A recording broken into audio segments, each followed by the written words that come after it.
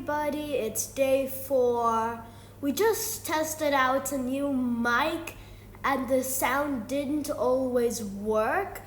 A new external mic that I plugged into the outside. Sometimes it doesn't work, sometimes it does work, but we're in front of the Korea Pavilion. You can see that there's a queue, but not that long of a queue. And let's go inside. Example, here it does not work, but I'm gonna do a voiceover of it again. It kind of looks like an airport when you saw it at the beginning. Maybe it was built after an airport. I've got no clue. See the tutorial of our Korean Pavilion exhibition. Please read it. It will tell you what this device is.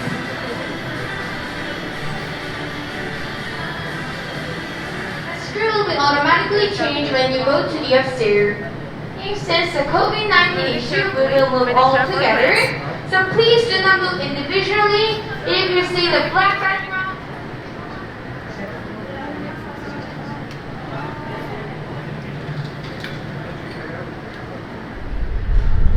As we entered the Korean Pavilion, I got a phone and we had to take a selfie for our avatar.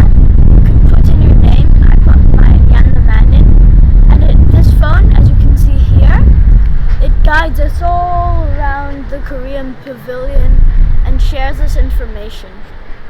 This is a flat vision of technology.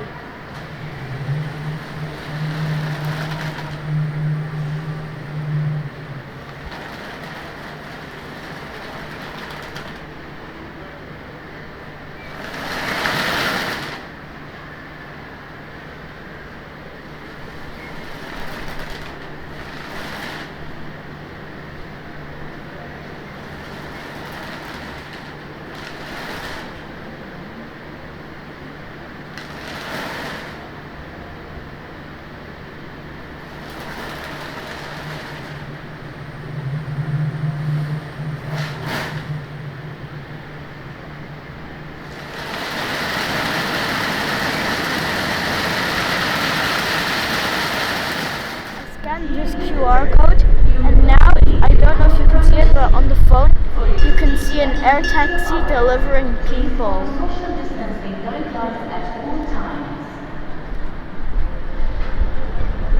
Tap here. There, you can see the flying taxis. As you can see here again, the audio doesn't work, but everyone got a device where you can scan a QR code, and through virtual reality, I could see, and you can see, a football stadium of the highest tech. Wow, 2 non-audio videos after each other. But here's the same thing. You can see that I had 2 options, energy and diesel. Before I pressed on diesel, and through the pipes came a black liquid, and the city was half lit up, and and when I pressed the energy, everything like here you can see lit up, and the energy is blue, and black probably symbolizes dirty energy and bad for the rest of the world, whilst blue is most likely good for the world and happy energy.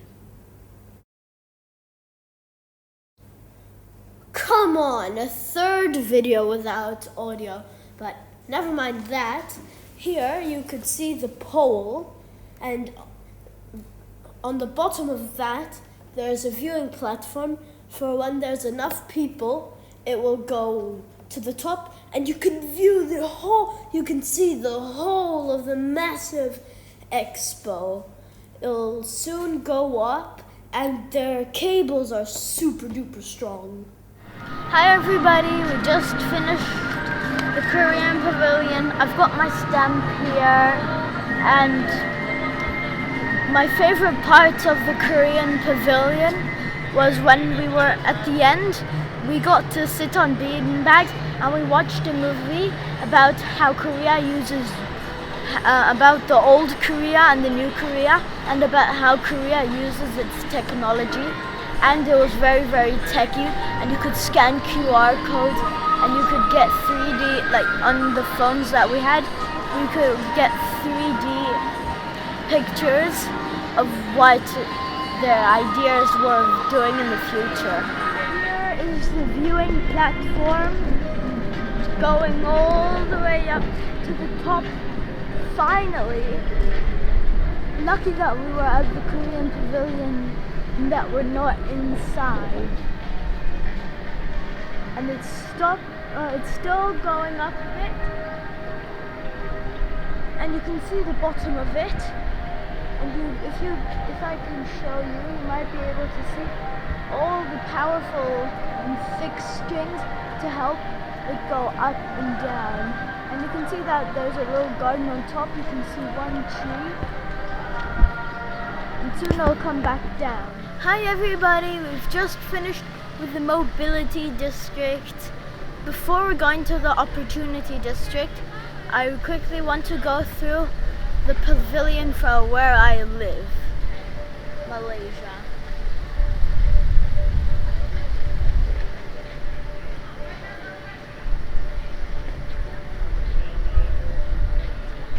In global carbon and water cycles, making the Earth a habitable planet, and making Malaysia the 12th mega biodiverse country in the world.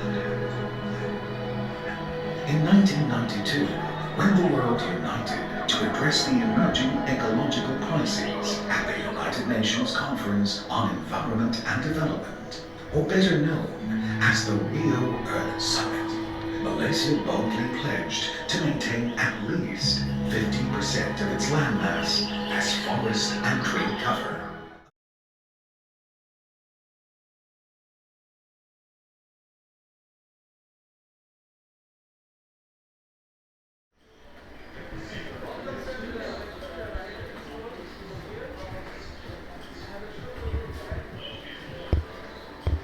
Currently, I'm changing the color of these vines.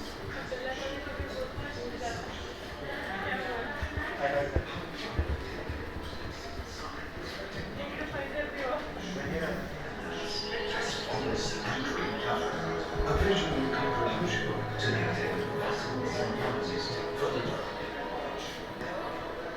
Today, nearly 3 decades later, our forest cover stands at 55.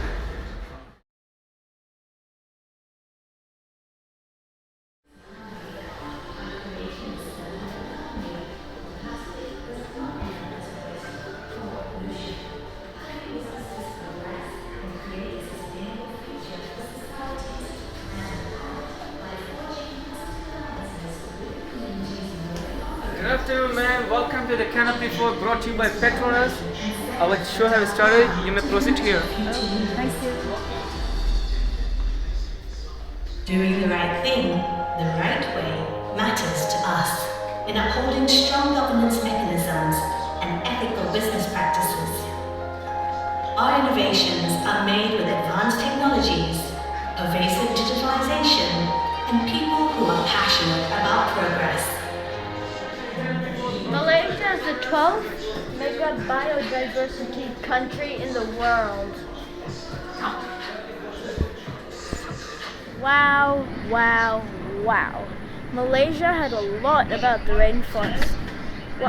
In 1992, they did a pledge to keep 50% of their rainforest, and in the end, they've got 55.4% left. Isn't that just, they still have 55.4%. Isn't that amazing? They've overcome what they promised to do. And they're the second most sustainable people in the country in logging. Logging is when you cut down trees to make furniture out of them.